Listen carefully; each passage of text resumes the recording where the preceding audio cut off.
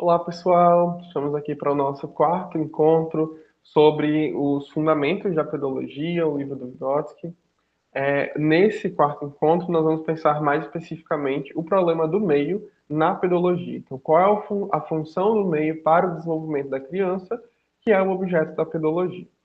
Então, primeiramente, o Vygotsky vai dizer que nós não vamos estudar esse meio como um todo, porque isso é objeto de outras ciências, não é o objeto da pedologia e que a ciência que estaria mais próxima do estudo do meio é, em relação a alguma coisa, como a pedologia, seria aí a higiene, que estuda o meio em relação à saúde. Ela não estuda o meio como um todo. Ela estuda em relação à saúde e nós vamos estudar o meio em relação ao desenvolvimento. Qual é o papel desse meio no desenvolvimento? Eu adianto que, dentro da perspectiva, nós temos várias compreensões equivocadas sobre a função do meio do desenvolvimento, de pensar esse meio como algo que determina de uma forma que exclui as outras determinações, algo que é uma crítica, inclusive, que o próprio Leontiev faz, que é a de pensar o desenvolvimento de alguma coisa a partir da antropologia social. Nós não somos antropólogos, nós não somos sociólogos, nós somos psicólogos.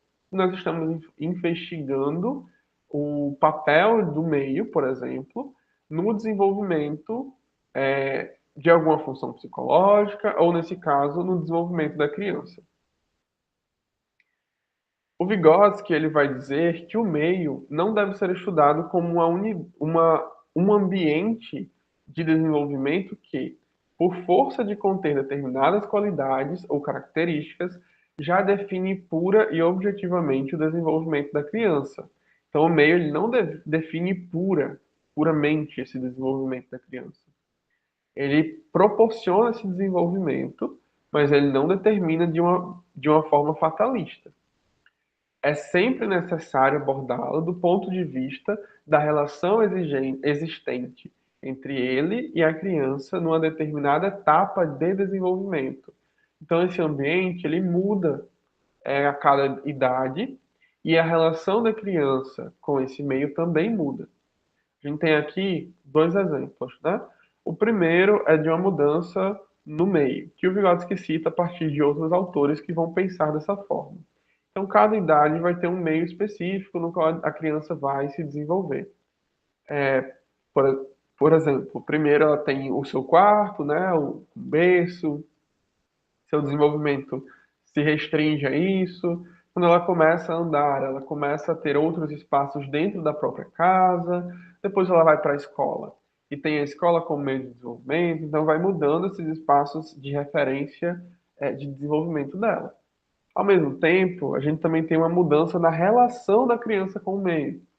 O exemplo aqui nós temos do professor. Então, a criança esteve na escola, se tornou professor, voltou para a escola. E a relação do professor com esse mesmo meio, mesmo que seja a mesma escola que ele estudou quando criança, a relação vai ser diferente. A relação não vai ser a mesma. Ele vai pensar a escola de uma forma diferente. Se nós formos pensar especificamente, por exemplo, as atividades guias, nós vamos ver que nós temos três atividades guias em um mesmo contexto. Por exemplo, a atividade de estudo, não, atividade de jogo de papéis, ele vai ter a escola como meio para o desenvolvimento.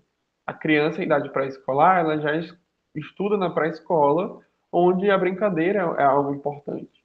Depois ela vai começar a estudar formalmente os conteúdos, entra na atividade de estudo, e a escola, que antes era um ambiente de brincar, agora é um ambiente de estudar. E na adolescência, por mais que continue tendo um papel de estudo, com o surgimento da atividade de relação íntima pessoal, muda a atividade principal da escola, que antes era a de estudo, agora para o adolescente, o que o motiva, o que ele busca como uma necessidade é a relação com os pais. Então, muda aí a relação da pessoa com o mesmo ambiente, não apenas o ambiente que muda. E aí, qual é o que determina a influência do meio em uma pessoa? O Vygotsky vai dizer que o que determina é a vivência, e ele vai explicar a vivência como sendo uma situação qualquer, de um componente qualquer do meio, define como será a influência dessa situação ou meio sobre a criança. Então, a vivência determina como que é a influência dessa situação ou meio na criança. Ou seja, não é esse ou aquele momento tomado independentemente da criança que pode determinar sua influência no desenvolvimento posterior, mas o momento retratado através da vivência da criança, a situação retratada pela criança, o externo agindo a partir de leis internas. Então, esse é o movimento dialético. O desenvolvimento ele está ocorrendo a partir dessa refração no indivíduo. Eu trouxe aqui um exemplo análogo ao exemplo do Vygotsky, onde ele vai trazer lá o exemplo de uma mãe adoecida que acaba provocando adoecimentos nos filhos. Aqui eu trouxe um exemplo de um divórcio, onde esse casal tinha 3 filhos e cada um lidou com a mesma situação de formas completamente diferentes. Então, a filha mais nova, para ela foi dito que ela teria 2 casas, que ela iria viajar mais porque iria poder viajar com um e com o outro, que ela teria mais brinquedos porque teria brinquedos em uma casa e brinquedos em outra casa. Então, isso para ela, vamos supor assim, foi bom. Nós temos aí um outro um pouquinho mais velho, está triste, ele já compreende um pouquinho melhor a situação, entende que não é algo bom. E o mais velho, que culpabiliza aí, que responsabiliza dos pais pela separação ou pelo processo aí que está causando sofrimento para ele. Então, nós temos aí 3 relações diferentes a partir do grau de conhecimento que eles têm da situação. O Vygotsky vai dizer que a vivência é a unidade na qual se representa de modo indivisível, por um lado, o meio, o que se vivencia. A vivência está sempre relacionada a algo que está fora da pessoa, então não existe vivência sem algo externo. E, por outro lado, o que eu vivencio disso. Então sempre vai estar presente o eu e o algo externo, enquanto uma unidade. E o que determina a vivência? O Vygotsky vai dizer que, de forma breve e simples, podemos dizer que a influência do meio no desenvolvimento da criança, junto com as demais influências, será medida também pelo nível de compreensão e de tomada de consciência, de atribuição de sentido ao que nele acontece. Então, nós temos aí 3 elementos principais. O significado da palavra não é o mesmo para a criança e para o adolescente, para o adulto. A generalização que ocorre de forma diferente e o meio determina o desenvolvimento da criança a depender do grau de sentido que ela atribui a esse meio. Então, vamos pensar um de cada vez. Primeiro, o significado da palavra não é o mesmo para uma criança e para um adulto. Vamos pegar um caso de um pintinho e um pardal. São 2 aves. A gente sabe que são espécies diferentes. A gente sabe que o pintinho vai se tornar uma galinha ou um galo, e nós sabemos que o pardal, ele não vai virar outra coisa. Ele vai continuar sendo um pardal. Mas a criança não consegue fazer esse processo de generalização a esse nível. Ele se referencia a partir da aparência das coisas, do visual. Então, para uma criança, um pardal pode ser um pintinho, uma lavandeira, um passarinho lavandeira, pode ser um pintinho, um bem-te-vi, pode ser um pintinho, contanto que esteja fazendo a mesma coisa que um pintinho, pulando no chão, pegando bichinhos, ciscando, enfim. Então ela não está aí numa situação em que ela consegue acessar o conceito de ave, que ela consegue acessar o conceito de galinha, que ela não consegue acessar o conceito de pardal. Ela consegue acessar a aparência. Na adolescência surge o que nós chamamos de pseudoconceito, que é o momento em que a aparência do conceito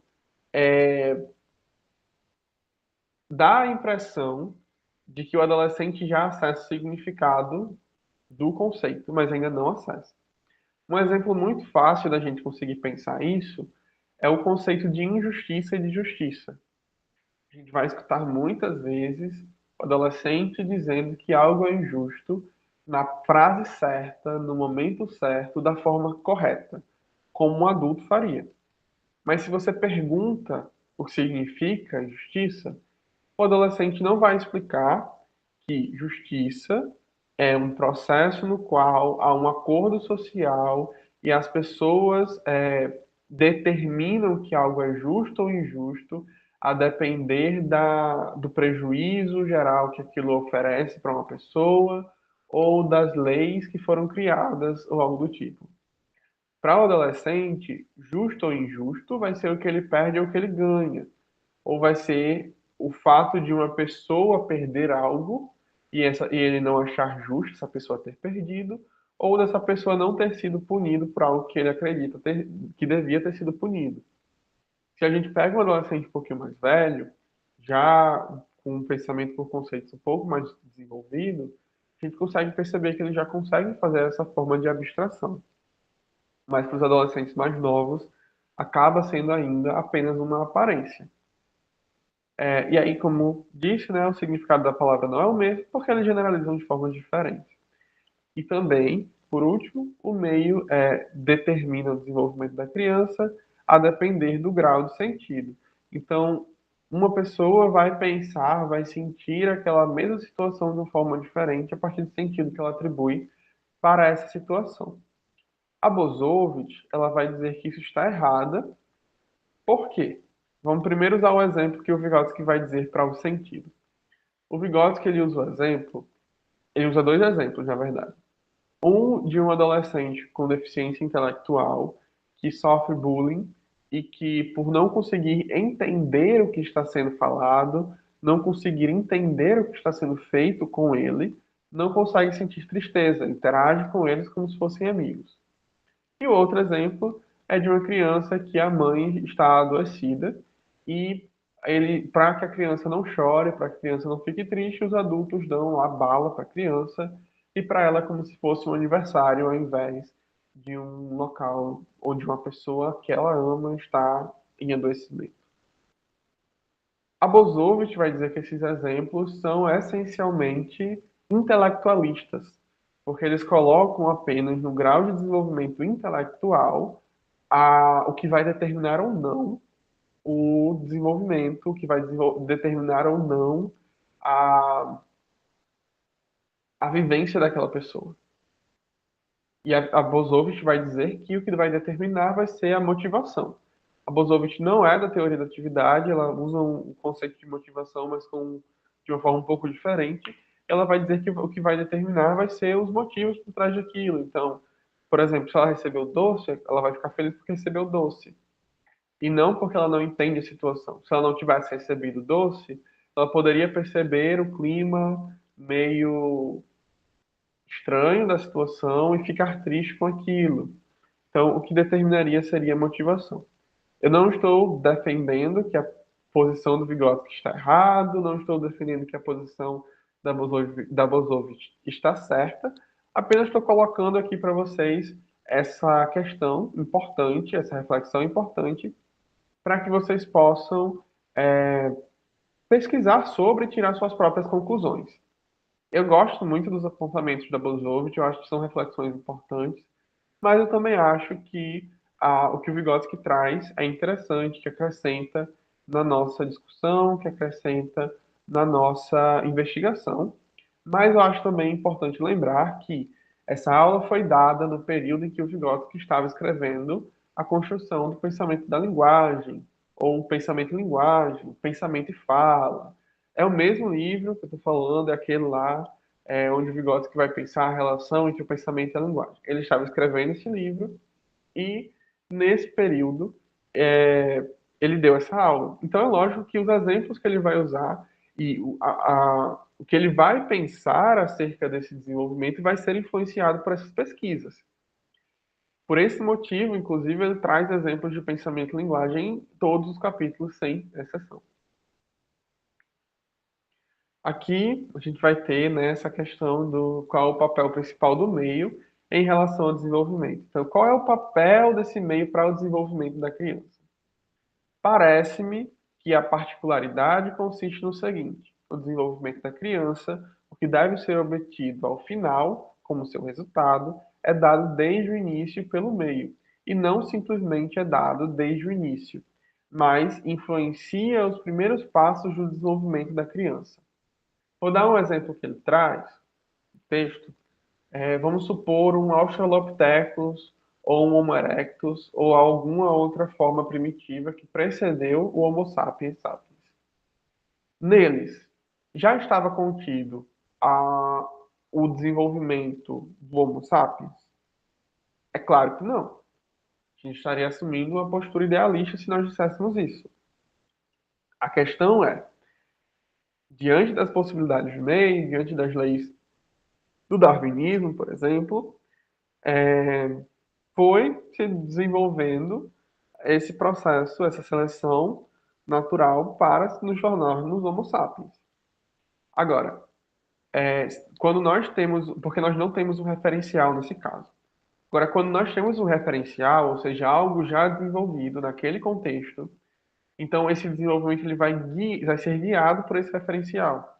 A fala da criança é guiada pela fala do adulto, que é um referencial ideal, o referencial final, terminal, das possibilidades concretas de desenvolvimento daquela criança. Se nós pegarmos uma criança e isolarmos ela das possibilidades de fala verbal, e ela apenas tiver as possibilidades de fala por sinais, de comunicação por sinais, ela vai desenvolver a fala por sinais, mas não vai desenvolver a fala verbal. Porque ela não tem o referencial terminal do seu desenvolvimento da fala verbal, da fala vocal, digamos assim. Agora, se eu pego uma criança que não tem acesso a adultos que verbalizam e coloco ela com crianças que têm acesso com adultos que verbalizam, que têm a fala bem desenvolvida, como que vai ser esse desenvolvimento? Ela não tem aí o terminal, ela não tem aí o final.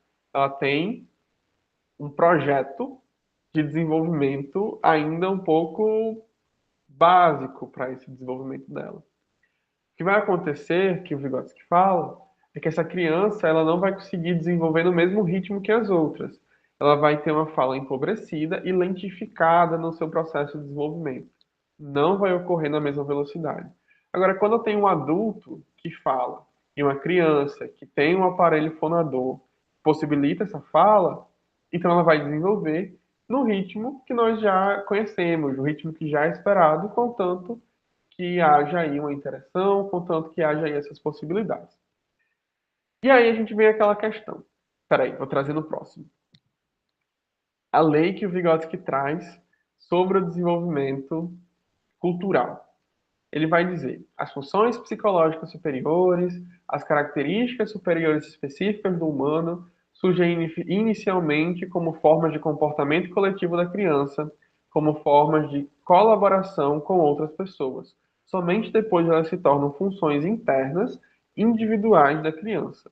Então, o Vygotsky ele sempre está trazendo aqui essa fala, enquanto aquilo, essa fala não, esse social, esse meio, enquanto aquilo que guia esse desenvolvimento. Isso significa que a partir desse momento eu perco por completo a influência da hereditariedade que nós estudamos na aula passada.